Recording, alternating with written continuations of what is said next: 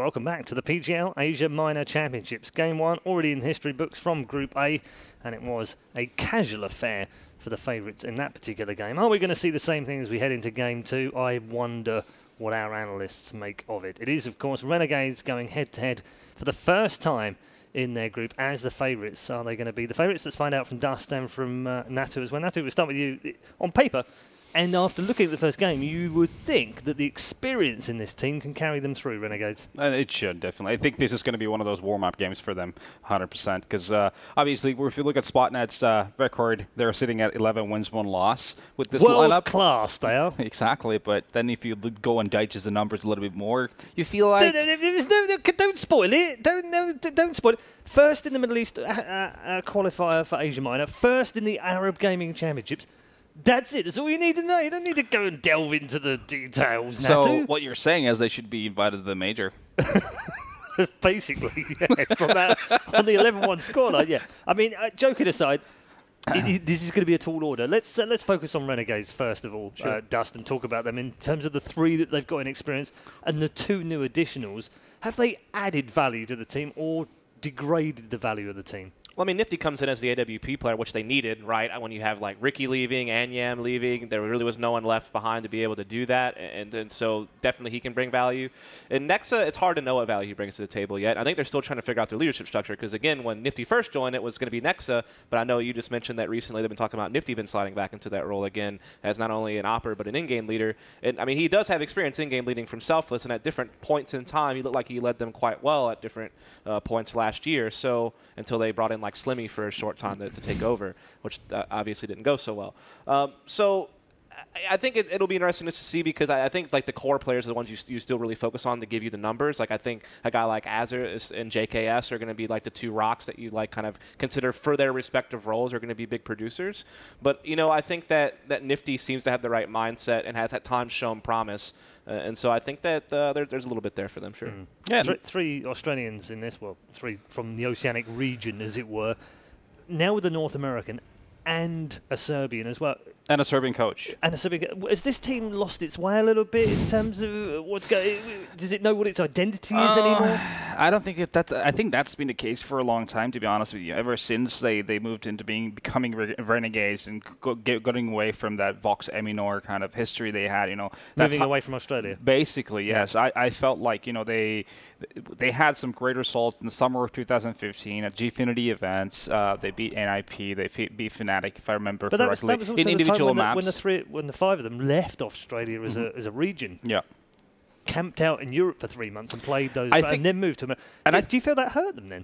I think the expectations for themselves were just a little bit too high. You know, they were expecting themselves to be gradually becoming better when they get to play amongst better players, better teams, basically. But it didn't go as well as they did. And then, obviously, it felt like Sponge was kind of losing his motivation at the time a little bit. He was getting frustrated, you know, and then became like a downward spiral for them, one by one. And now we're seeing the team keep changing lineup. Ricky leaving to CLG, and Yam now deciding to go back home. You're getting frustrated as well. So right now, it feels like a bit of a, I don't know how to put it. It's like a mixed bag where you don't really know what to expect out of them, considering how short time they played together as well. Right. I mean, you got to consider that even like towards the end of this last season of EPL, they were using like Assad as a stand-in for a match here or there. They had, you know, Uber, you know, formerly of Complexity and Selfless, standing in for them several matches. They had Adder, who played with them a little bit as well. So they were really juggling people around. They've only just really settled on Nexa and Nifty, and they only had that IM Cine event when it comes to offline play. Didn't go well. Granted, they're playing against way different competition at this event as far as the level of players they're up against. I mean, it should be okay here, shouldn't they? Yeah, I mean, they've on paper, they've got the quality in the team. And in online play in NA, they've like started to get some maps up against some of the top teams in the region, like ECS and stuff like that. And they seem to strategically be getting a little bit more structured as well. So they seem to be moving in the right direction.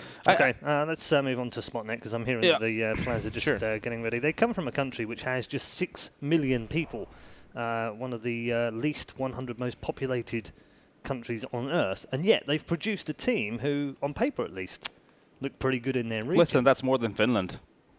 It is more than Finland, and you have produced some fairly good players. Tommy was okay, I suppose. You were okay, I suppose.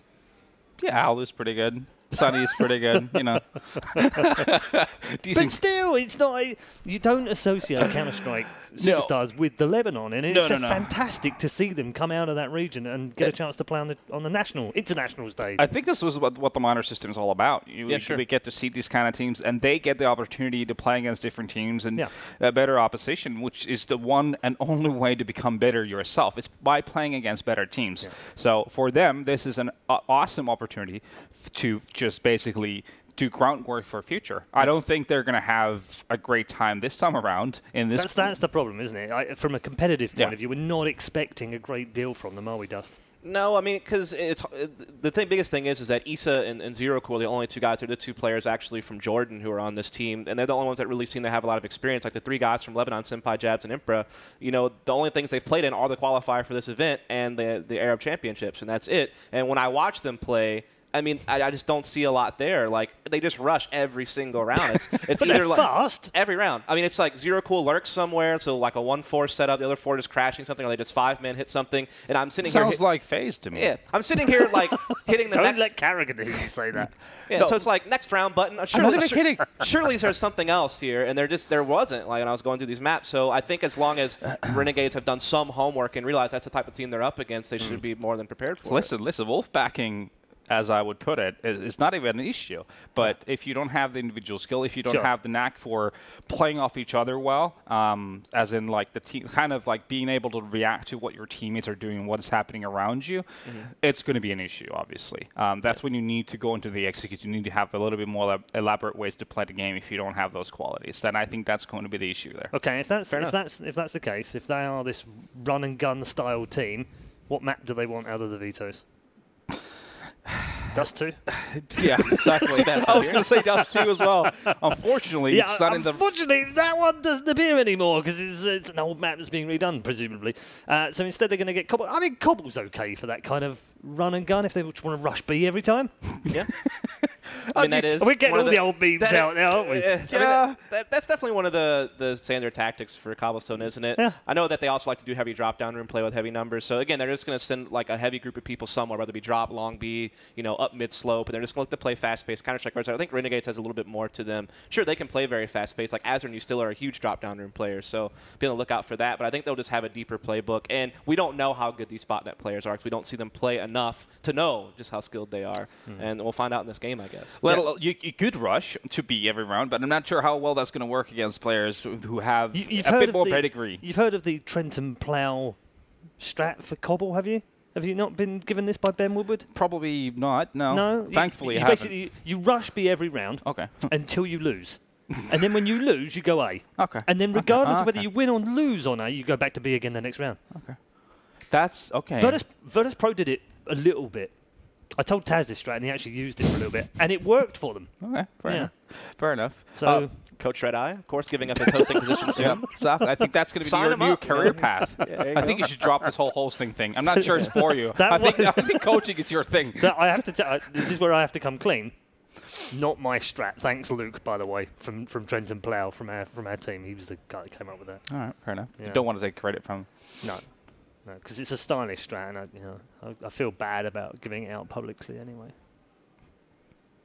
I'm not sure where this is going anymore. I don't know either. Luckily, the players look like they're almost ready for their opening match in Group A. It is, of course, our second match in Group A after already having the opening won by Flash on home soil, of course, playing in front of home fans as well. This presumably will also be a different experience, Natu, for the Lebanese team here playing in front of a crowd. Yeah, I mean, it's definitely going to be a factor, similar to Signature. They seemed like they were a little timid and not really comfortable in the way they were playing, and we might be able to spot the same thing here with Spotnet as well. If the jitters are in the play, I don't think it's going to help your ways of going by. Yeah, I mean, if you do see all of a sudden, Spotnet coming in and they're playing really slow the last 30 seconds, something's horribly wrong because they never do that otherwise. And I feel like that the big thing you mentioned earlier is they're going to do these fast-paced plays up top. If they don't work, do they have a fallback option? Yeah. And I don't know that they do because I've never seen the fallback option. I've never seen them have to go to plan B. And so it'll be interesting to see, how they handle a team like Renegades who, they have better pedigreed players. Some of their players are quite skilled. And, again, they are going to be the favorite team. Okay. Let's take a social media question, and please do send us your social media questions. We love looking through these social media questions. The first one is, will the Asia scene be able to compete in the long run? Natu? That's a lot of question that's been raised through times, hasn't it? I mean, in 1.6 it worked out in the end. Took quite a few years for them to be able to be competitive. Yeah, exactly. And Chinese teams, they both were very much in the top of the scene. I think it's possible now that with the Perfect World coming in, there's going to be more support for CS:GO and within that region. So definitely, just as these teams get these opportunities to play against better teams, that's how they're going to raise the bar. That definitely seems a wider spread now, Dust, than it did maybe 10 years ago. Natu and I were very familiar with Chinese and the South Koreans, and to a degree the Singaporeans as well, just in a tier 2 sort of area. But other than that, that's pretty much all she wrote. Now we've got Mongolia, we've got Lebanon from the Middle East, and I've seen Jordanians playing as well, South Africans coming to the fore.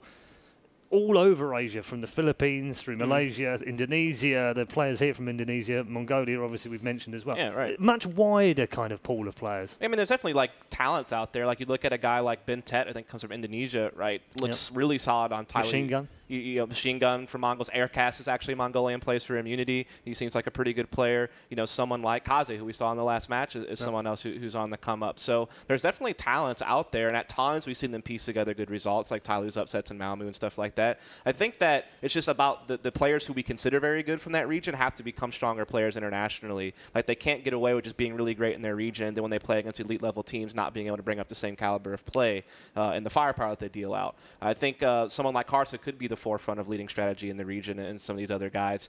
And I think there are players out there who are talented. Again, it's just about building that consistency, which we just haven't seen yet. I think it's also you have to remember, big fish, small pond kind of effect, right? I mean, you're a good player within your region, but then you go and play against the best players, you don't look as good anymore, just because of the level of the competition just became much, much better. So obviously, looking outside in, it does look like there's obviously some talent there, but what you need to have is to have that perspective of understanding how good are they relative against the best in the world. Sure. That's something we don't even, there's no way to know unless we see them play on a daily basis against these type of teams and players. Yeah, but to do that, they also need the experience. So it's a bit chicken and egg, isn't it? Yeah, exactly, yeah. It's a tough combination trying to crack. Often when this question gets raised as well, I get asked by several smaller European communities. Bulgaria springs to mind, Romania springs to mind as well.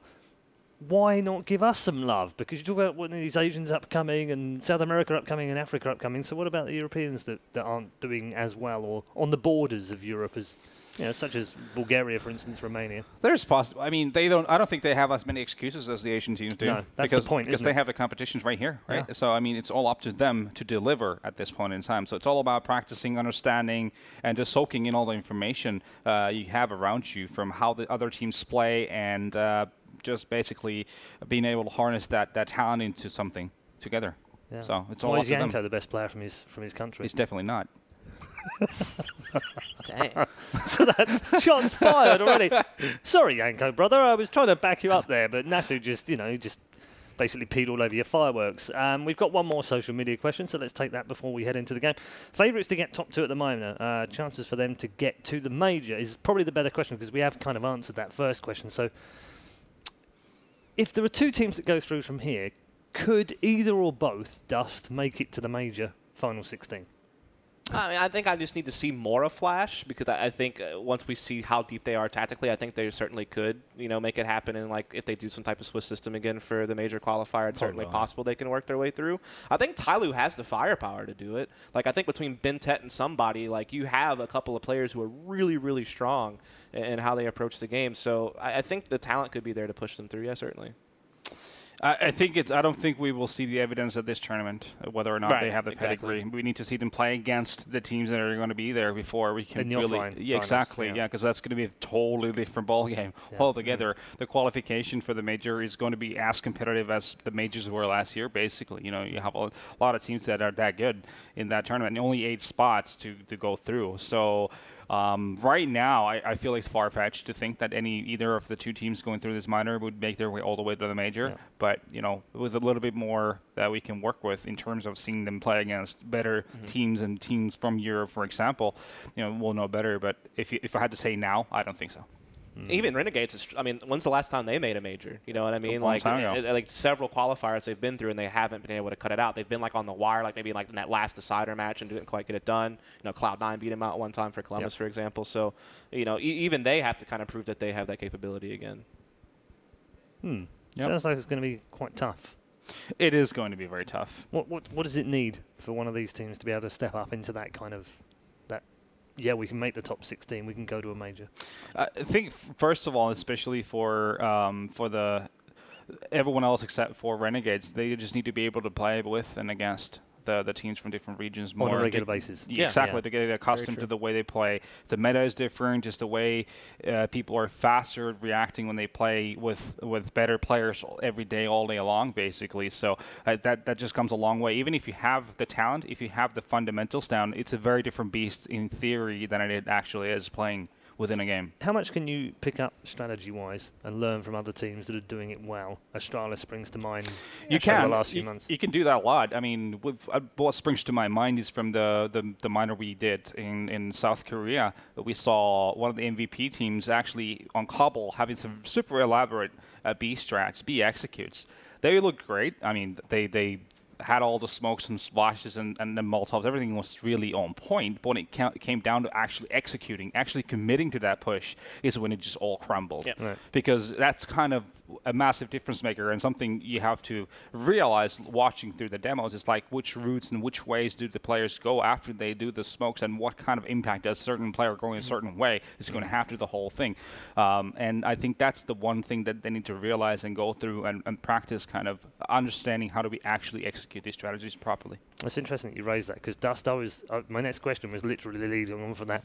Do you think there's a shortcut to getting better faster? Is it stealing a European coach or a North American coach for one of the Asian teams? I mean, what we've seen in the past from some of these teams is like innovation has helped them get through. Like look at Kaboom in 2015, the way they were attacking Aeon Mirage. That's what set them apart. They caught people off guard. But it almost turns to a gimmick at that point. Like the moment that doesn't work anymore, you still have to figure out how to play base Counter-Strike very well. You still have to be able to get consistent performance out of your star players, and you have to have a good structure in place. Like eventually those things will catch up to you if you do not have them. You will get initial good results because you will, you know, like I said, catch somebody off guard who doesn't know who you are. But eventually that gets figured out, and now you have to take that evolution, and that's what these teams have to do, right? Like what Tyler was doing to upset Luminosity last year was these, again, really cool executes on Mirage. It's kind of funny they were doing it to the Brazilians who used to do it to people in the year past. But again, eventually catches up with you when your players aren't consistently performing. You don't have like a good foundation, and that's what these players have to build. And like you said, getting exposed to these European teams is something that a lot of them don't have happen. I think the exception would actually be Spotnet, though. From talking to Blah, who'll be here tomorrow, they actually practice against the European teams. They don't really play against the Asian teams in practice, which is a lot different than maybe some of the other teams at this event. So that'll be kind of interesting to see how that factors in. Yeah, well, but you can see them there enjoying themselves. They don't look nervous, do they, on the stage? That's for sure. We're moving towards the start of this match. I'm hearing that Renegades have got a couple of issues they want to get fixed before they go into it. So I'm going to ask you a question that I had asked to me on Twitter, which kind of revolves around the UMP, because it's had some changes. It's been very good, very dominant. What do you think the impact will be of those changes on the road up to the major itself? I don't think the change has really changed too much, to be honest with you. Nothing. They only really changed like long Damage distance fall-off, damage, yeah. So basically, I don't think the nerf they did really made any massive difference at all. Do you think it should have been different? Do you think it should have been more harsh? I think what it is, like, it needs to be a combination of things. If you nerf UMP, I think you need to look into how the Tech-9 works, for example, as well. And then kind of making sure that if you go below rifles, you need to have some kind of impact, obviously. You don't want to make weapons obsolete, because that doesn't make sense. So you kind of have to adjust the other weapons within that region as well. And right now that would be, to me, Tech-9s, maybe the 5.7, how those weapons work in comparison to the UMP as well. Right. What about the kill reward? Would you like to see it reduced? Yeah, it should be, definitely. I mean, at least considering how much, how impactful it is, Yeah. definitely needs to be reduced. Yeah, it's pretty beastly right now. Dust, your thoughts?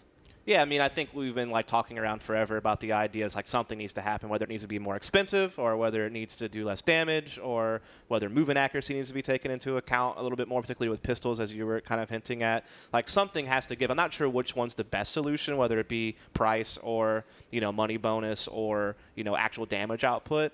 but something has to give, because I feel like right now we're just kind of slowly watching things bleed and nothing's really happening. And Valve, unfortunately, has a kind of a history of this. Like, look at when the CZ first came out. That gun used to only be $300, and then pre-nerf, it was absolutely insane, and it took like 8 or 9 months before it ever got sorted. And the Tech 9 was a similar story. So I think it's unfortunate that we see things carry on for so long before they really get addressed properly. What really surprised me the most is how long it took for teams to realize how good the UMP is, because it was a beast back in the day already. A couple of years ago, that was the weapon I went for. CT side, if I needed nades, I didn't go for Moss. I went for UMP. Yeah. It's already a beast. And it's only been like a year. People are like, this weapon is really good.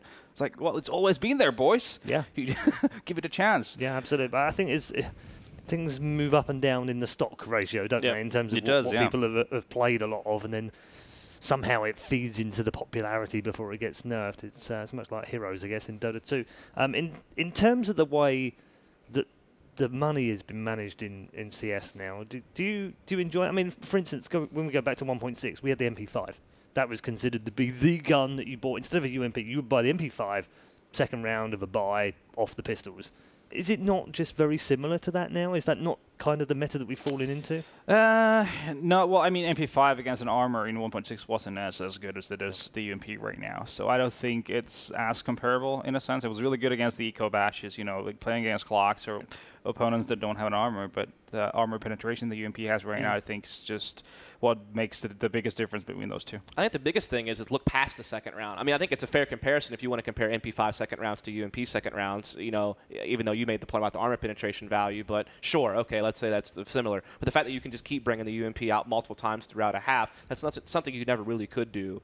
Otherwise, you would hurt your economy a ton. Whereas now there isn't that much risk added to it. Like you almost feel like you can just get away with it rather than having to take some type. Like double safes don't even really exist anymore in this game. Yeah, I mean, if let's say if the UMP was more expensive, and then it means you'll have less nades, you'd maybe opt to go for an M4 without a head armor, and well, a lot of times you would go for without a head armor anyway because of the AK. But and then just having one nade or something. Because for me at least, isn't that the key difference though, Natu? Because that was kind of what I was alluding to. Is the fact that you do get more bonus, you do get more money. It is a little bit riskier, but you also know that you've got a great gun, therefore the chances of getting some kill reward are quite high.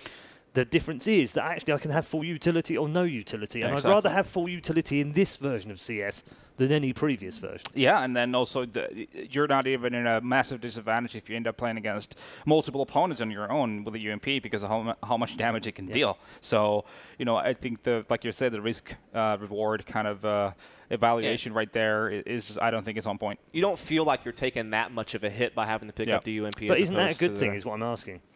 Because Valve are looking there, they've changed it a little bit. You've said they haven't changed it enough, in your opinion, to nerf the gun and make it less easy to use, if you like. But isn't that part of the whole meta game? That's the delicate part, right? You don't want to make a gun obsolete if you make it too expensive, which means then that basically, let's say if you have one more flash, if you buy a UMP compared to an M4, why would you go for that? Well, you'd obviously go for the M4 because it's basically just better, right? But then at the same time, if it keeps being as cheap as it is, and it makes as much damage as it does, then it becomes, a little bit too good. So where's the middle ground is the question, and that's something that I don't think anyone really has the 100% correct answer to. But is there an argument then to have the team itself buying rather than individuals buying, which they should be obviously buying as a team, and therefore one guy says, we need more utility this round, therefore I'll buy the UMP and I've got utility. That it's a definitive option now, whereas you nerf the gun and suddenly that isn't really an option anymore.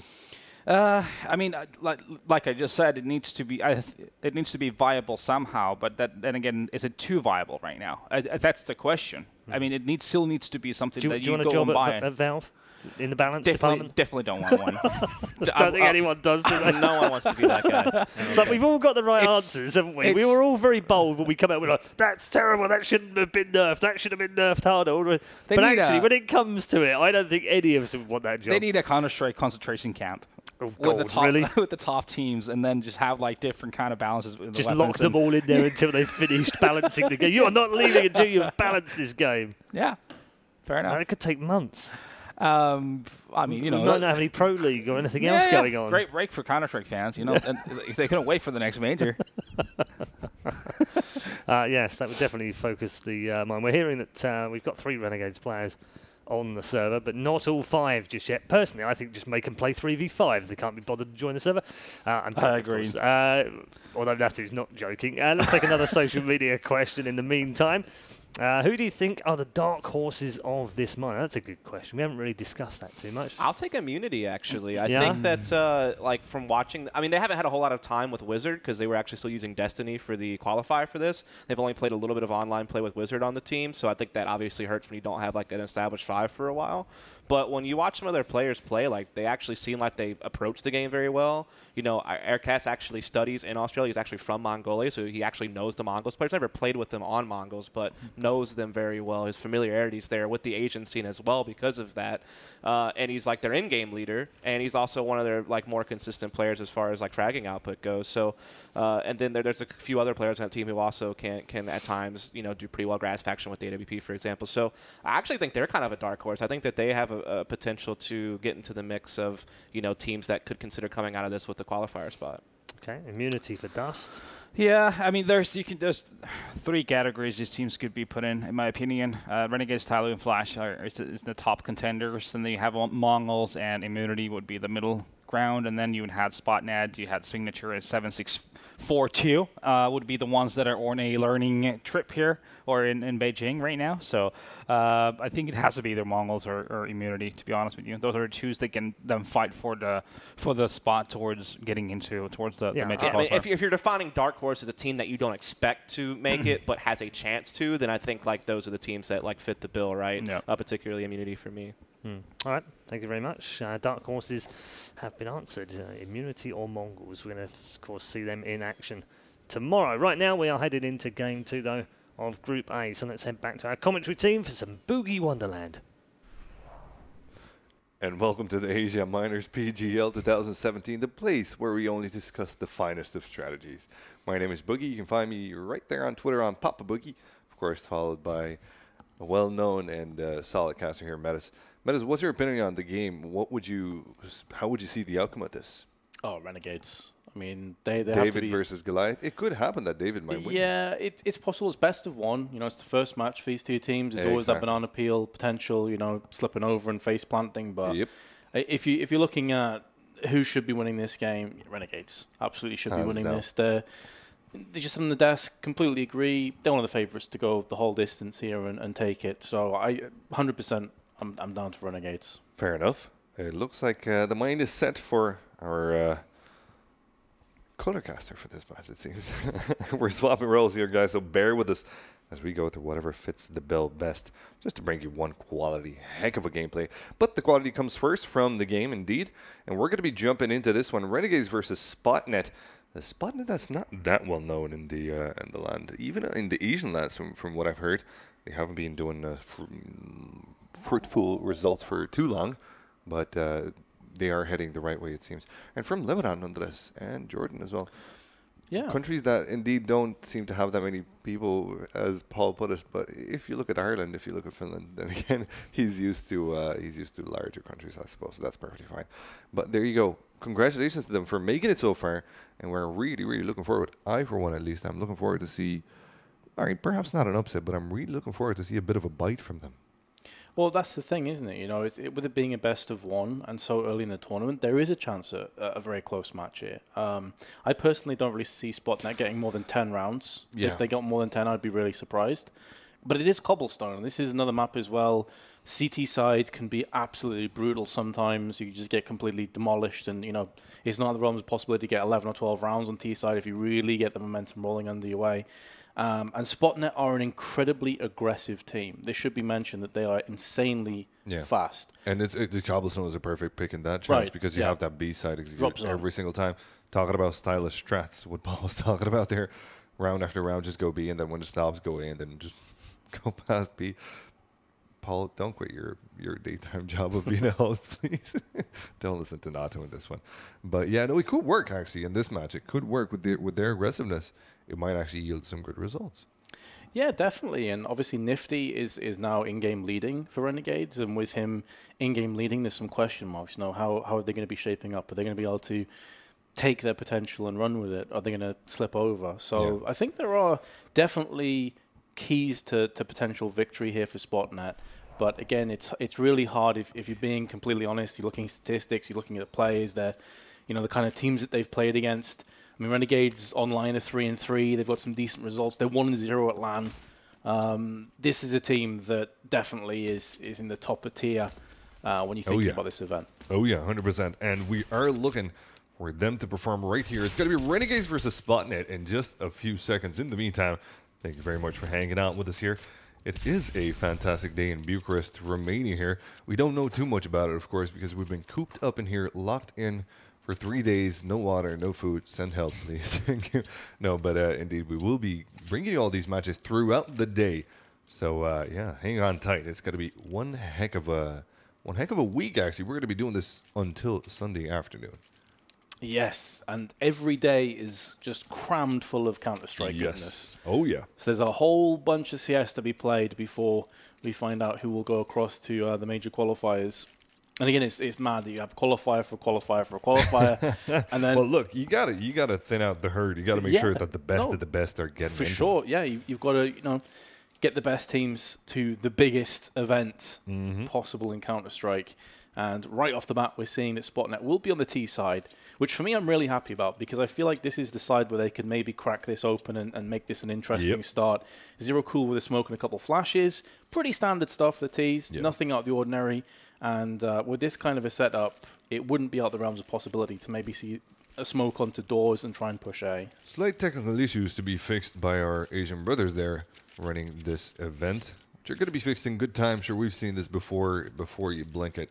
It's got to be all sorted. Hopefully this is the case indeed. It's a bit of a caster curse whenever we say that because we don't know how long a technical break might last. But usually in this event, from what we've seen so far, it's nice and nippy. Doesn't take too long for it. So in the meantime, let us know via social media what your opinion on the game is here.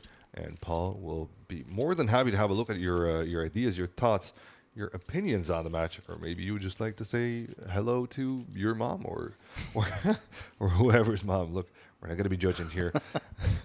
But yeah, PGL is sure to be one heck of an event, and we will be communicating it throughout it with you lovely viewers out there. So before we start the match here, it does look like Renegades might just have that bit of a surprise. You brought up a very good point. Spotnet starting out the T side. Renegades do know this. They know that Spotnet is aggressive. They have to know that much. If we know it, for God's sake.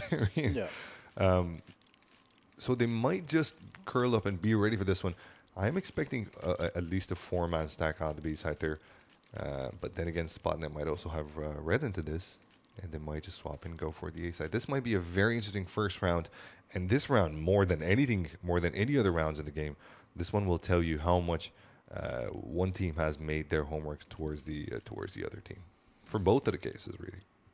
Yeah, I mean, with Spotnet mainly playing European teams, they have a couple of players that are in FPL as well, is my understanding. I think it may be Issa that plays in FPL. Do correct me if I'm wrong. Social media, I'm sure there'll be a lot of people slapping me if I am. But well, look, you can enjoy it as well. Yeah, you can enjoy being slapped. I love that. Yeah. It's possible. I'll take it. Some people are into that. Whatever floats your boat. But for the time being, you can see there the players clearly don't look too ready, which doesn't bode well for us. Look at that. So focused. So into it. But yeah, as I was saying, with Spotnet playing a lot against European teams, it does beg the question, how much do Renegades know about Spotnet? Yeah. That is my concern, because there isn't that much data out there. Again, they've done really well in the games they've played, but that is a significantly lower tier of competition than Renegades are typically playing themselves. I wouldn't be surprised if Renegades just go to their default. Just go with your tried and true. You tested, and just best bet Spotnet in that way, because they also have the confidence of being the better team in this lineup, at least on paper. Although that also brings its own issues, right? Because if you are the firm favorite, then pressure can start to mount. Everyone loves the underdog. Everyone loves. You mentioned before David versus Goliath. Yeah. So maybe Team Spotnet coming into this like, well, we don't really have any pressure on our shoulders, right? No one expects us to get out of this group. We're kind of here for the ride. So they can literally go into this game with absolutely no no pressure on their shoulders, and they just can play their best CS. That's basically when you would play your best CS. For most of the teams, of course, there are some teams that can perform best under pressure. I'm sure we've seen that before, but most of the teams out there can perform better when there's absolutely no stress. Of course, right now, it is Spotnet that don't have that pressure, so we want to see how they're going to be doing it here. With that technical difficulty soon out of the way, we're going to be going into the game. So once again, do not forget to get in touch with us on social media. I'm being an absolute and utter sellout, so maybe you can talk about that as well. I wouldn't mind it at all. But there you go. The Gang has beaten, or is about to be down, actually. It's going to be Renegade versus Spotnet in this here duel. The Titans, the aggressor, Renegades. Will they be able to stump down on Spotnet, or will the surprise come in? Well, let's find out. Well, I'm pretty sure we're not going to be live here, judging from the positions of both teams. And I hyped it up. So did you see what I did there? Yeah, they worked so hard on the hype. They just blocked you, bro. super hard. You were getting into it. I could feel it. You're like, let's do this. The flow is there. I was warmed up. That's just AFK and spawn. It's all good. All that I'm going to say is that I love the fact that the caster desk is covered from the waist down. I was just... See, out of context, that might sound a little bit odd. No. What I'm saying is that my my arms were clenched up against my torso. All right, mate. Looking forward to see the start of the win. And there you go. This is the time to see, or hear rather, the gongs beating down. You're not going to hear them, but look, just imagine some gongs beating down, because this is the start of the game. Renegades versus Spotnet. It will be, as we've said, David versus Goliath. Now, Spotnet, who did have the smoke and a couple flashes that I mentioned previously, sometimes you'll see teams go for the smoke onto A and then just push through, but it's going to be a fast B hit. They're not taking any prisoners, they're going straight in. It's got to be Nexa defending on the B side there. His team is soon to follow there. ZR not able to connect a shot, but finally finds a headshot to land there. Nexa as well with a nice one.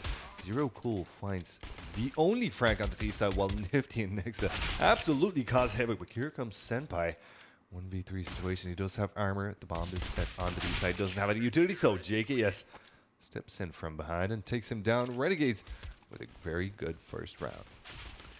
And that is Spotnet. You know, I said it in the build-up. They're a very aggressive team. They're going to go ham. They're going to go all in a lot of rounds. Tech 9s. I'm expecting more of the same, honestly. They got a flash. In fact, they got 2. Could go for some kind of a pop into drop. We'll have to just wait and see. But Spotnet are an insanely aggressive team. See if they can make a hop. And yeah, very much so. And as they were talking on the desk, you know, UMP, is this nerf going to change anything? Nah, of course not. 5 UMPs straight in. Because you mostly play them close range anyway. This is the way the meta has evolved lately, is to play the UMP close range. So absolutely, literally nothing changed in that. Consent to UMP is still a very viable, very valid weapon. As I say that, Ustilo tries a close to mid range, but it's not going to be connecting anything.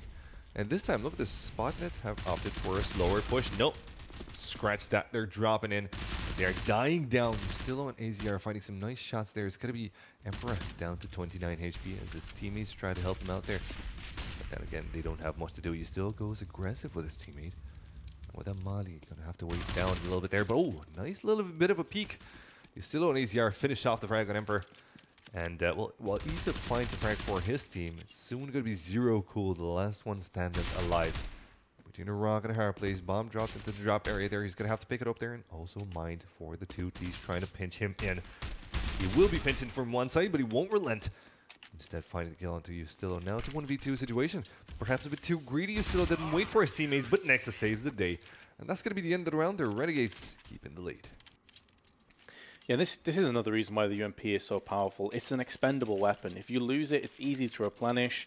They know that Spotnet now, after not having another bomb plant, will be into a very small amount of investments. They could just get a couple more UMPs, but they've actually gone for M4s instead. So they're in pretty solid shape here.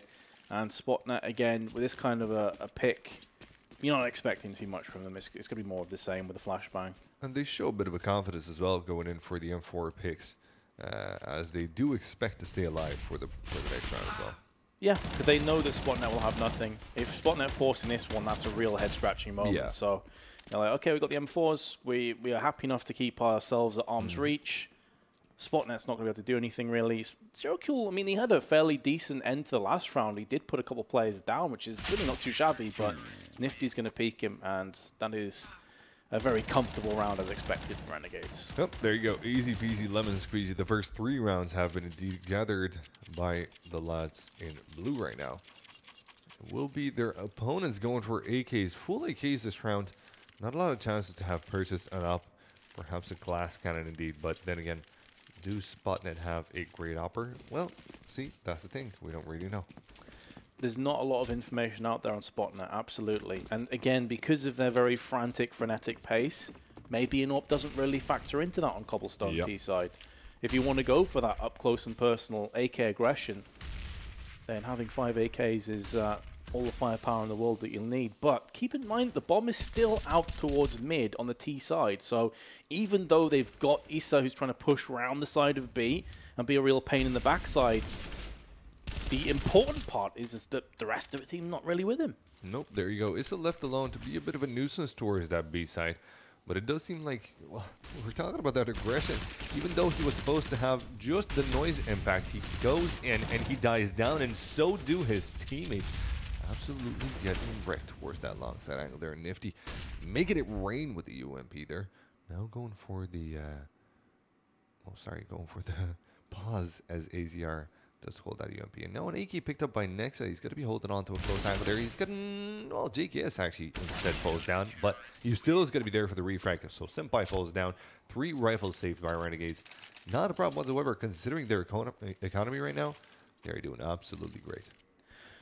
I've already seen a couple times that Spotnet seem to lack a little bit of cohesion on the pushes. I mean, you highlighted yourself. Issa goes out on B. He's been a real pain in the backside. He's like the living decoy. But then his team is still funneled out on mid. They haven't really pushed up A long. Yeah. They're not able to catch him, any of the CTs in transition. And so therefore that player on B is basically, it's worthless. It doesn't really do anything. Yeah. So for me, there's been a couple of moments like that. Maybe they're going to get themselves back into this, but I mean, this should be a gimme round for Renegades again. Zero Cool has got himself a kill, though. And it's not too bad altogether, all things considered, but now he's the last one staying alive. He does have armor, he does have a flash, but he goes in dry. Opts in to take down JKS to 17 HP, but now he's going to be falling down at the hands of AZR. And now, with that in mind, with Spotnet not really fragging, Renegade's economy is really going to go bonkers. I mean, you can see there that It's the 5th round.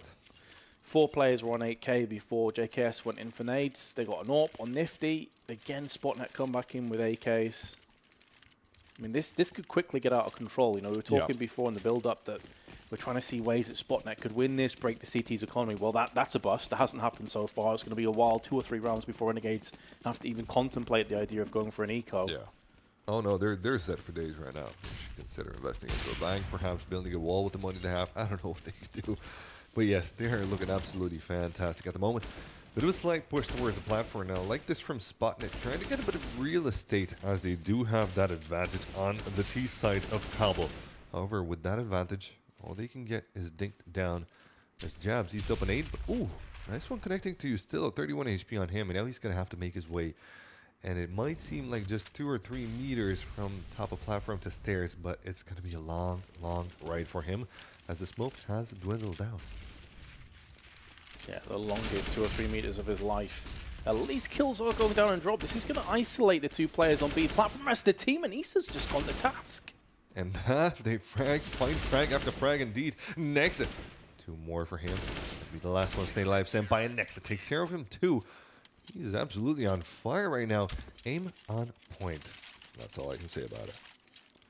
Well, I mean, Issa must be hating life right now. After the 2 big entries, then his team get battered. I mean, what more can you do from drop than that? Currently, Emperor's on 006. Obviously, that's going to have to change. Jabs has no kills either. And again, right back in with AKs, this time with a Tech 9. It's hard to pick up any positives so far for Spot, and that they have been getting brutalized. Well, the positive is that they're at the bottom of the barrel there financially, but also morally at this moment in time. So there's only one way to go from here, and that is up. With that in mind, they're going to be trying more noise made towards the B side, this time with 2 players. But Issa, look at this. What a passionate game from this young man. But he should probably consider waiting for that smoke to die down before he actually goes into anywhere. I'm not too sure what this game is. They're very aggressive in their decoys. Yeah, they are, but that's where the lack of cohesion comes in, because now you're seeing jabs get picked off on the other side of the map. JKS can pull himself back. He's heard the footsteps on A-Long as well as an instant retaliation, and Nifty's there with the AWP. So, I mean, Spotnet, they can be aggressive all they want, but if there's no cohesive goal, it's for nothing. You're effectively just running into a firing squad. Easy kill by JKS. That's the round done. Talking about cohesion, Team Flash, clean entry from JKS, and that's going to be netting him 2 kills. Now, he's just going to be the last one staying alive. With an AK in his hands, fair enough. No utility, though. In a 1v4 situation, and he still just ends his misery before he gets dragged down too long. 7 rounds up, and Spotnet have yet to find a round upon the board. Now, mind you, with that in mind, they do have a bit of a better economy considering the round loss bonus. But with that, they're not going to be able to do too much, and here comes a bit of a pause. Hopefully, to net them a discussion to better yield, better glue up their strats, because right now they're playing, I don't know how to put this, but they're playing puggish, perhaps is the right word. They don't seem to be using, they seem to have the right idea for a strat, but when it comes to actually executing it, something breaks down. It's like their team speak stops working all of a sudden. Oh, I think that's a fair analogy to make. Maybe some nerves. You know, these guys haven't really played this caliber of tournament before. Yeah. Maybe just that kind of off game, you know, to start a tournament off. Some teams are notoriously very slow to start in events. Oh, yeah. Yeah, that could be a thing indeed. I mean, I'm obviously making a bunch of excuses for Spotnet because they simply haven't shown up so far. You know, there's not much else to talk about. They've been the 7-0 scoreline. Sometimes, like a 7-0 scoreline isn't necessarily completely fair because there's been loads of 1v1s, 2v2s. No, this has been pretty accurate. This has been a very one-sided map so far. Yeah, indeed. Somehow Spotnet don't seem to find their adhesion, I suppose, towards their strats. Don't seem to find their pace towards the paces of Cobblestone, and Renegades absolutely wreck them down one by one. It's going to have to be them coming back into this game. Otherwise, Renegades, well, you might see them go to 16 points before Spotnet reach 1. You think this is one of those games? Mate, at this stage... It's a scary call, but what do you think? I honestly don't even know what to make of this so far. I mean, Spotnet collectively have 12 frags after 7 rounds. Oh, okay, there's a 13th. Maybe this is it. This is it, Boogie. Oh, lordy. While Metas is being brutal, let's watch Nifty's performance with the op. Oh, it doesn't really matter that he gets flashed away. It's got to be easy holding the angle. Finally, the refrag comes in, but then he falls as well. You still will make sure of that. And then with a dual frag, another round for Renegades, and there's absolutely nothing new under the sun. No, but this is the round where I think the tactical timeout was called for. This is going to be a full purchase. Again, they had enough funds, more than enough to get an AWP. Yep. And they've gone for full AKs. Let's have a look if they're going to change anything up here, or if it was just a collective pause to try and reset themselves mentally. I feel like it was the latter. Yeah, probably. Somehow I feel like it was the latter. But then again, probably this round is going to tell us much more about that. The way they execute this one would let us know if that pause yielded any kind of results. Again, they've got a player in mid. This time it's just going to make sure that none of Renegades wrap themselves around the back of Spotnet. And the nades... has to be mentioned that Renegades' counters to rushes with their mollies and their smokes have been really solid. Yeah. But there's the boost. Jam's just going to get the kill. But we've seen this before from Spotnet, getting the first kill and doing nothing with it. That has to change. True, true. But in this moment in time, there's also the... Well, we have to say this. The utility on the CT side is not fantastic. However, Nifty's push for real estate and information on another side of the map nets him a frag, and he was still aggressive on his platform. Peek takes jabs down. No return just yet. No chance for a refrag, as Spotnet don't seem to have an answer to Renegade's aggressiveness. And right now, well, the game dies down a bit. As Spotnet trying to find their pace, but there's 50 seconds left, and they've already come into drop. So they're going to be going for a B-side at execute. And look at that position from the CT on just the left side of Issa. This is going to get hot and heavy and dangerous, but Issa does find his cool and opens up the frag there. JKS is going to be finding himself one, but then falling down, and so does Justillo. This might be the chance for Spotnet to put themselves upon the board. Not far off from Nifty, but Spotnet are going to get the round. And yes, I've got to say, I'm impressed, because at one stage, they get the opening pick, they then lose the next 2 players. I'm thinking, here we go again. Yeah, right? They get the first kill, they're going to fall over. No, they actually come back into it. So that's going to do the world of good for them. And now they've gone from having no AWPs at all to just double AWPing on T-side of Cobblestone. Alrighty then. Oh, lordy. For a second, I was about to say, metas, they're evolving, but I don't know if this is rather evolution. I'm not too sure what they're planning to do with these two ops, but look at them. They're both heading towards the B side there. And of course, one's going to be put towards the plat area there, but Nexus is going to hold on a more defensive position, while his teammate actually indeed goes for aggressive plat. Ooh, nice shot from Nifty, and there's one op down. Just like that. There goes your investment Spotnet. I'm not too sure what to make out of this game. Well, I think they picked at least one of those AWPs up. There were two AWPs in play for Renegades, which are there again for Renegades. Now, it makes a lot more sense on the CT side. Yeah. It's mainly just the head-scratching moment because Spotnet, as I said, went from no AWPs to 2. Yeah. But, hey, Zero Cool's died first. And they are going to get Nifty, who goes aggressive. So that is a huge kill for Spotnet. It's going to divide the CTs a little bit more thinly spread. But because Spotnet have consistently gone B, no one's moved out. Entry frag, though, does go to Spotnet. Yeah, that was a beautiful flick there from Senpai, and that one's going to open up things nicely towards platform, but there's still two CTs to watch out for. One of them dying down at the hands of Issa. Very good shot from him. Nexus still there, still wrecking house, and here comes his teammate as well. Nexus peeking in a bit aggressively, though. He does not wait for his teammate to go into a crossfire position. Instead, he opts to prod into platform, but there goes the bomb towards, well, perhaps towards the A side. Of course, Spotnet now know that both of the CTs were on B. One of them also taken down. It's going to be Nexus now. He does have full HP almost, and now he's got an M4 to work with here, but he's been hurt. And oh, check this one out. Nice return there as he flicks towards Issa, takes his head down in a 1v2 situation here. He does have a molly to work off with. He's got to be using it just about now, but Emperor takes him down before that happens, and here comes the second round. No more lonely number 1. Spotnet have 2 to hold now. Hopefully more. Hopefully more. This is where you see the economy of Renegades really shine because of their previous dominant rounds. They're able to get another buy, but now they have depleted the funds. Now they have dug very deep into their pocket. They took their life savings out, and they will have nothing after this round if they were to lose. They're getting round loss bonus now, starting to build up, but that was so crucial for Spotnet. One of the worst things that can happen is you get like a 7-8 round deficit, you finally win, you lose your round loss bonus, and then you end up losing again, and you're absolutely broke. So it's so important they kept that momentum going forward. But as you said, this has to be the first of many. They're going to have to end this half, I feel, with 5 or 6 rounds minimum. Oh, yeah. Oh, yeah. And they're probably going to be going for that. If they do get this round, they might just end it with 5 or 6 rounds. But if they do get this round, this is a crucial moment right now for Spotnet. It's a do or die when Renegade's economy is so broken that it would net them not only 1, but possibly 3 rounds. It's a dirty shot through the smoke. I am going to take a break and take a shower right now because that was, well, that left me dirty, man. Next, you just know he's tilted. Tank the bullet with his head is never a good idea. No. Nope. I mean, look, you can bite the bullet, but in the rather theoretical way, not in the literal CSGO way. Oh, but here comes AZR. And he peeks in at the right time. Oh, lordy, I thought Zero Cool was going to be able to get him as well, but no, that was a good return indeed by Zero. However, now you still makes short work of him. It's back into a 3v3, a 3v3 that now favors the T's as they push in towards the A side. Finding only 2 CTs in there. It's got to be Nifty coming in and giving him a helping hand.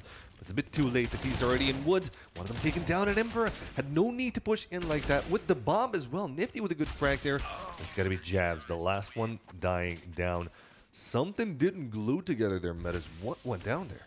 Well, first off, you had this kill where I think it's Issa goes in afterwards and goes into drop zone and dies. It's a 4v3. The Terrorists have the advantage. The rest of his team's pushing A. All he has to do is bide his time. If he drops in the dropper at 10 seconds later, he gets round the back of the CTs. And then, as you highlighted, they pushed the bomb in first next to the truck and lost it in a horrific position that just adds so much pressure to the rest of his teammates. They're now like, we're in a 2v3, and they have control of the bomb, and there's not much time left. Like, could it get any worse? Exactly.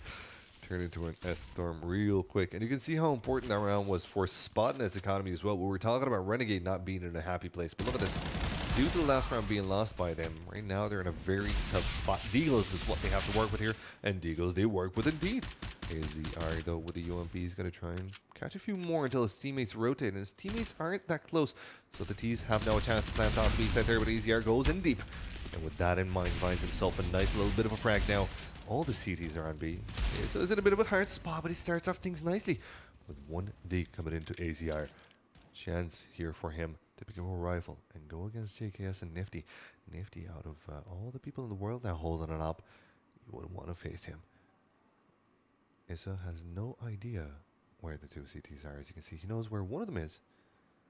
And he will pick an M4 just to fight him off. But he doesn't know that the second of the CTs is going to turn around and take him down. Double digits for Renegades and Spotnet. Well, we've yet to see some genius stuff. I feel a bit sorry for Issa there. It's a solid 1D. I think he played that 1v2 pretty much as well as he could have. You saw him looking onto the B long side as well. A lot of teams in that kind of scenario would actually boost someone up dropper to go through B long side and try and get a two-pronged defense in effect. So you could definitely see what he had in mind there. But, I mean, when you have no nades and just a deagle then picking up an M4, it's asking a lot. Yeah, pretty much. Did have that bit of a time to work with, but not very lucrative with us, it seems. And now Renegades are back at the helm. Their money's going to be looking quite good, while Spotnet scrape the bottom of the barrel once again. 2 Tech 9s, 3 AKs. Some sort of a push towards the B side there as Emperor tries to peek and prod, but he's not going to be finding too much. And it does seem like the gameplay dies down. Spotnet have somehow became quite quiet in their pushes. And no longer the hyper-aggressive team that we saw in the first few rounds. I think they have been doused somewhat, but Nustillo. Then again, Nustillo is going to be there to douse him a bit more. Zero, of course, with some nice entry frags. We've seen some good action from him this half indeed. But it wasn't enough to net his team round win, which is all that the boys need at this point. Round after round. If they get these last 3 rounds, they wouldn't be doing that bad. They might just get a decent chance on their CT side. But are they going to be able to do a 2v3 situation with JKS peeking in from the backside there? It's going to be Senpai that does not spot him. Now that the smoke dies down, he will know exactly where one of the CTs is, but he takes one down with him. Here comes Zero with a chance for a dual frag, but he misses it. Instead, he's going to be taking it on right now. Nexa finds instead the headshot on him, and it will be 11-2. 9 rounds of a difference between David and Goliath. Just very unfortunate to run out of bullets at the end there. They did line up for him. Here's Estillo's play in the alcove. 11-2. Another buy will be forthcoming. And yeah, you know, Zero's had some impactful kills, but it really has been Issa. You know, 14 and 12, head and shoulders above the rest of his team. He's actually not far off top fragging overall. Nifty's on 15. So it goes to show that his team are getting battered 11-2, and he's not far off top fragging. Someone needs to help him out. So there you go. That might be the light at the end of the tunnel there. Issa might be one of the players to look out for. Perhaps he would find, you know, through this tournament, perhaps he would find some team to sign with here. But before we get to that point, there's still a mountain to climb for Spotnet. And they're going to be attempting to do just that this time with the B side to push, as pretty much most of this first half.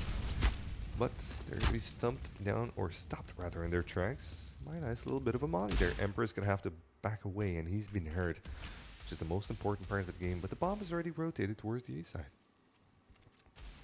He's coming back again, though, now, Boogie, towards the B side on drop. Oh, my. So it has been back and forth, back and forth. Again, it's going to be B hit. No huge surprise here. Predominantly B attacks from Spotnet. Yeah, there's so much back and forth in this round that I feel like it should be R-rated. Anyway, here comes the push towards the B side there. So we'll open up things nicely once again. He's been doing that consistently for his team, but his team doesn't seem to hold up to his performance. Nexa takes one down there. It's going to be Gabs to take Nexa down. However, JKS finds a good frag in return. JKS, with one of his teammates, is going to be out the rock, ready to defend against any kind of a push from the T's, and that they do indeed. AZR with that UMP is an absolute beast. He goes on for the triple, but fails. Senpai will take him down indeed, but still, there is JKS, and oh, Senpai finds that beautiful duel at the end of the round. And here comes 11-3. And now, look at this. Renegades don't have any money. They don't, but we've seen Renegades with UMPs give it to Spotnet before. And now Issa has moved to joint top fragging with JKS and Nifty. There you go. The rest of the team came through with. You saw a Deagle, we saw a couple of UMPs. Maybe a Mag 7. It's pretty solid on this map. No, it's going to go for 2 UMPs and go for that utility instead. They do have a kit as well. So even though Renegades have a very poor buy, you still favor them. On the map like Cobblestone, honestly, CZs and UMPs are king. So I would not write them off just yet. That's a hell of a way to start, though. Estillo's the first to fall. Yeah, that's going to be quite a handy advantage right now for Spotnet, as there is one more CT trying to get the refrag, or rather thinking about getting the refrag, but it's not going to happen. Instead, it's going to be JKS with a very funny smoke towards the stairs into mid. Look at this. He is barely protected from one side there, as the smoke will die down in the next few seconds. He'll have to peek into his death. And his death is not yet to come, but alas, Emperor takes him down. It's a good frag, though, that JKS took onto Zero Cool. Tried a bit of a stomp there, but it's a 2v4 nonetheless, so that stop wasn't for too long. The T's are now on the A side. They're going to be getting the bomb plant there, but the nice teamwork there from AZR as his teammates flash him in. And he gets the frag onto Senpai. Here comes AZR with an AK as well. Of a dangerous territory for the T's at this moment, and that's why I said, because AZR's taps are absolutely out of this world, and Nexa with a 1D there, and he's going to be close to finishing off the first half there, unless Emperor has something to say about it. No, AZR, beautiful retake on the A side there, single-handedly carries this round, and there you go. That's going to be the first half of Renegades versus Spotnet, 12-3. Yeah, and with Azza getting those couple of, 3 kills in the final round, you can see the kill spread between top and bottom Renegades, just 4. Everyone's pulling their weight, everyone's having a solid game. The same cannot be said for Spotnet. It's just Issa. Like, no one else has really shown us. I mean, Zero Cool's had some nice moments, but other than him, who are you really looking to? But Senpai has had a few nice little entry frags. Yeah, well, it's true. You can say that most of the players had some bright moments, but that's barely enough to actually carry a game. That is absolutely not enough. You're going to have to be consistent with your frags, which is something that, well, Spotnet haven't been able to do on their T side. Will they be able to defend much better than they attack? Well, we're going to be finding out right about now. Let's have a look at this purchase here, Metis. A lot of utility, way more than Spotnet had. On Spotnet, they had smoke and 2 flashes. We're actually having a Molotov and 2 smokes. So, curious start for Renegades, as Azza is waiting outside of mid with the bomb carrier of Nexa, who's going to be just next to him. But this is where the USP should really come out on top. Long-range skirmishes. Zero Cool deciding to back away. He didn't know where the rest of the team were. They could have been very close, maybe even pushing through mid up danger. So understandable why he would turn tail and run. Yeah, and that's a bit of a better position that he's taking right now. With a USB, he can take a bit of a medium to long-range shot. He's still holding on to his ankle there, so he's going to be dinked down to 8 HP. Not a kill with the Glock there. Now he's going to have to fall back into the site there, as the T's make a lot of noise in long, scaring him away. Rotation not yet pulled by the CTs. And still a lot of time too, so Spotnet can't comfortably say, this is definitely an A hits. They're having to keep 2 players on B. They're having to keep 1 in connector as well. The floodgates are about to open though. Here come Renegades. The aggressors once again showing what kind of a dominance they're able to perform, to deliver, to bring right at the doorstep of Spotnet. Absolutely dominating once again. Jabs the last one staying alive, stands no chance between Justilo's USP and, well, his brain. One of them's going to have to yield. And, well, we all saw what happened there. 13-3 now, 10 rounds of a difference. And Renegades don't seem to give up 1 round. No, and it's hard to see how they stumble from this point onwards. AK and 4 UMPs. Very powerful purchase into this round. Spotnet going all in. They're not pistols. joking around. No, they're not going to take any prisoners here, Renegades. I think they want to finish this one. You know what I mean? Right here, right now. Exactly. That's what I'm thinking right now. 4 UMPs and an AK kind of show you that they're going to be sticking close together. And not only that, but they're going in for the kills fast and dirty. Now, Emperor's position is interesting, but he might have been heard because, as you can see, the T's are already... No, actually, they got the backside boost. Waiting to see if there will be a boost happening here. Yeah, they have no idea. Yeah. This is good. This is good for Emperor. The thing is, though, with a team like Renegades... Get destroyed! I was about to say, with a team like Renegades, they are going to check that, but you can't really factor in a flashed off insta-headshot 5-7 around the corner. Not really, no. And, well, there you go. That's the result of it. It's going to be still a falling down. Not too much damage. There's still 3 UMPs, and they're going ham right now. The AKS finding a good shot. So it's a 3v4 situation. Back at the hands of Renegades. They have that man advantage. And now they're thinking about hitting the A side. And look at this meta. It is ripe for the taking. Couldn't be more open than this. It sure is. Spotnet rolled the dice on B, and they got Snake Eyes. It is now going to be Renegades moving across to the side. The bomb on A, going to get planted momentarily. Now, Spotnet have a decision to make, because the three of them could clump together with a crossfire and try and save these pistols for the next round. The issue is, though, that they are so far behind on rounds that even if they do save, that's probably not going to be enough. But they do decide to back away, play slow and steady, as opposed, pardon me, to sprinting into almost certain death. Yeah, they haven't gone too far towards T-spawn, which kind of shows you that they're also hoping that perhaps one or two of the Ts will go into their direction, so they could potentially pick up a rifle or a UMP. But still, look at this. Renegades don't read the situation perfectly, so instead they're going to be going in for their long, where there's not going to be any kind of challenge. Of course, now at this point we have to say, Metis, Renegades still have to build up even more of an economy. They have the UMPs, but they're going to have to upgrade soon. Well, do they really, though? That's the thing, though, isn't it? That's another reason why the UMP is so brutal right now, because it's not out of the realms of possibility in a full rifle round to see one UMP get taken through, you know, maybe even two in some cases. Yeah. I love that Renegades also didn't chase for the weapons, as the reason you highlighted. Don't give Spotnet any way back into this game. Don't give them any lifelines. Don't give them any light at the end of the tunnel. No, Renegades fine to leave them with pistols, because we know we've got a massive amount of rounds ahead of them. Yeah, ruthless, absolutely ruthless. They're not giving away one single round. That's the best way to actually treat any kind of a game. Their Spotnet are getting away with a beating here, with a, well, very, very hard, strong beating. But at least they've played with their games held, or sorry, with their heads held up high. You know what I mean? They weren't granted anything. All those 3 rounds, well, they made it by themselves, I suppose.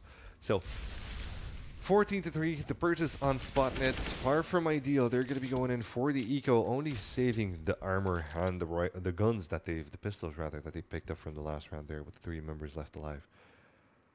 It's going to be game point for Renegades pretty soon here, Metis. And with that in mind, there's no more room for error for Spotnet. Yeah, and if they convert this, it's going to be 12 game points.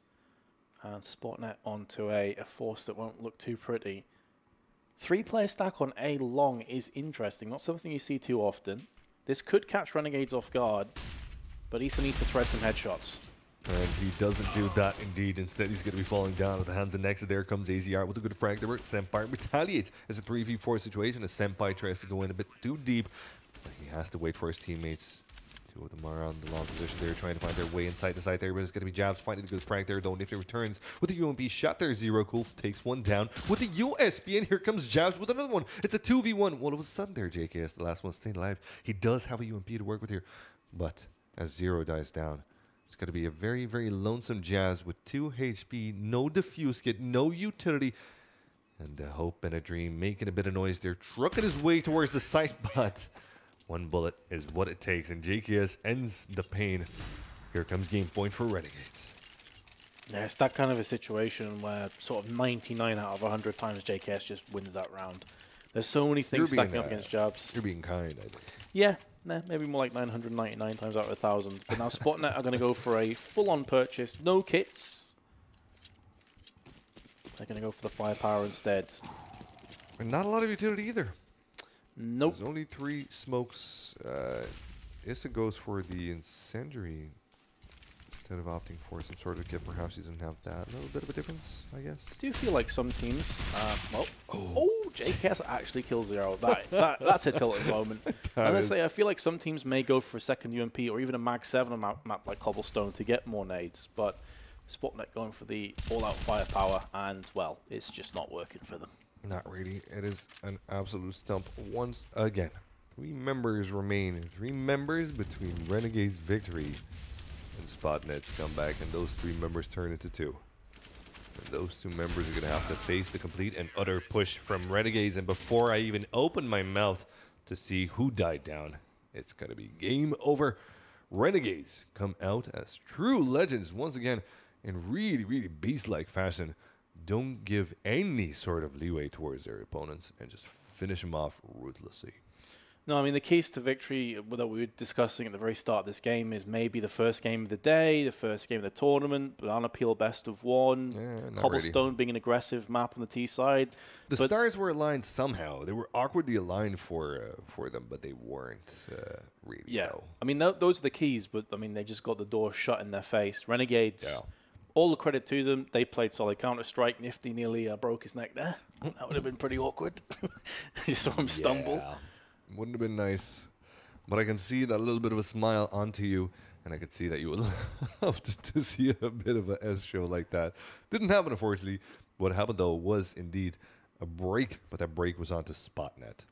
And there you go. They are still glorious in their defeat. They're still very, very happy to have come this far, I feel like. I mean, at least in fairness to Renegades, the break was clean. They got it over with fast. They got rid of Spotnet as soon as possible. They didn't prolong the suffering. That is a good way to say it. It was a merciful wreckage. I would say is the correct word. But what I'm really curious about now is obviously we've got the winners match. Flash versus Renegades. That for me could be a sick map. Oh, yes, indeed. And we can barely wait to see what map that's going to be played on. Before we get to that, though, let's dissect this game with some really, really, really fancy pants in there. It's going to be, of course, our lovely analysts. Take it away. Some fancy pants? What's going on down in that commentary? Does he not see how casual Natsu far is too over much here? fun down there. It seemed like the most difficult thing Renegades had there was shaking hands after the match, completely dominating in their opening match in Group A. Back on the desk once more with Natu and with Dust. Dust, we'll start with you. It was a solid performance, but didn't really come up against any resistance. I mean, to Spotnet's credit, at least they weren't like Signature in the sense that they like strayed away from the gameplay. And I feel like Spotnet played exactly the way I thought they would. You know, really fast pace, really in your face, really just trying to make those aggressive, explosive, executes work out.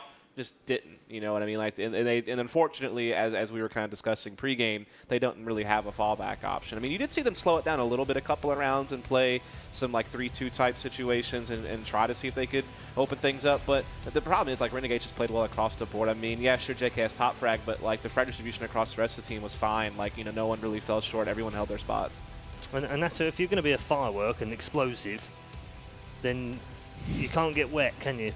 Because if you do, then you're a bit of a dud, and that's kind of what we got from Spotnet.